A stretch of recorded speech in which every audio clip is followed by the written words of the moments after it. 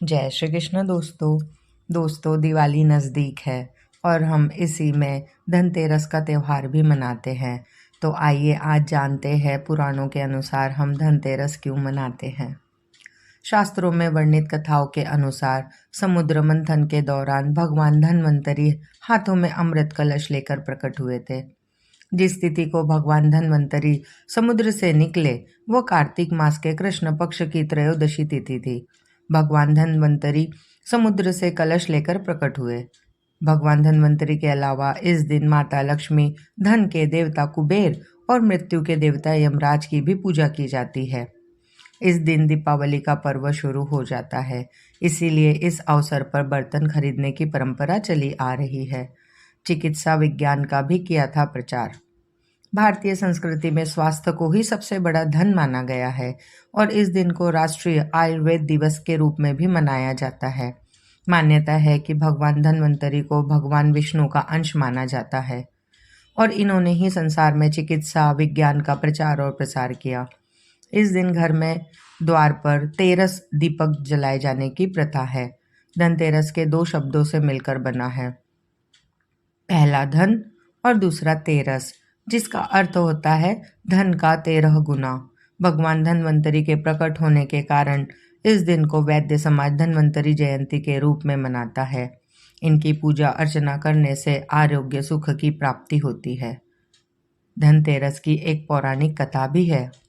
एक बार मृत्यु के देवता यमराज ने यमदूतों से प्रश्न किया कि क्या कभी मनुष्य के प्राण लेने में तुमको किसी पर दया आती है। यमदूतों ने कहा कि नहीं महाराज, हम तो केवल आपके दिए हुए निर्देशों का पालन करते हैं। फिर यमराज ने कहा कि बेझिझक होकर बताओ कि क्या कभी मनुष्य के प्राण लेने में दया आई है। तब एक यमदूत ने कहा कि एक बार ऐसी घटना हुई है जिसको देखकर हृदय पसीज गया। एक दिन हंस नाम का राजा शिकार पर गया था और वह जंगल के रास्ते में भटक गया और भटकते भटकते दूसरे राज्य की सीमा में चला गया। वहाँ एक हेमा नाम का शासक था। उसने पड़ोस के राजा का आदर सत्कार किया। उसी दिन राजा की पत्नी ने एक पुत्र को भी जन्म दिया। ज्योतिषाचार्यों ने भविष्यवाणी की कि ग्रह नक्षत्र के आधार पर इस बालक की विवाह के 4 दिन बाद ही मृत्यु हो जाएगी। तब राजा ने आदेश दिया कि इस बालक को यमुना तट पर एक गुफा में ब्रह्मचारी के रूप में रखा जाए और स्त्रियों की परछाई भी वहां तक नहीं पहुंचनी चाहिए। लेकिन विधि के विधान को कुछ और ही मंजूर था। संयोगवश राजा हंस की पुत्री यमुना तट पर चली गई और वहां राजा के पुत्र को देखा।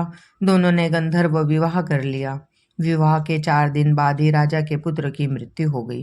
तब यमदूतों ने कहा कि उस नवविवाहिता का करुण विलाप सुनकर हृदय पसीज गया था। सारी बातें सुनकर यमराज ने कहा कि क्या करे, यह तो विधि का विधान है और मर्यादा में रहते हुए यह काम करना पड़ेगा। यमदूतों ने पूछा कि ऐसा कोई उपाय है जिससे अकाल मृत्यु से बचा जा सके। तब यमराज ने कहा कि धनतेरस के दिन विधि विधान के साथ पूजा अर्चना और दीप दान करने से अकाल मृत्यु नहीं होती। इसी घटना की वजह से धनतेरस के दिन भगवान धन्वंतरी और माता लक्ष्मी की पूजा की जाती है और दीपदान किया जाता है। जय श्री कृष्ण दोस्तों।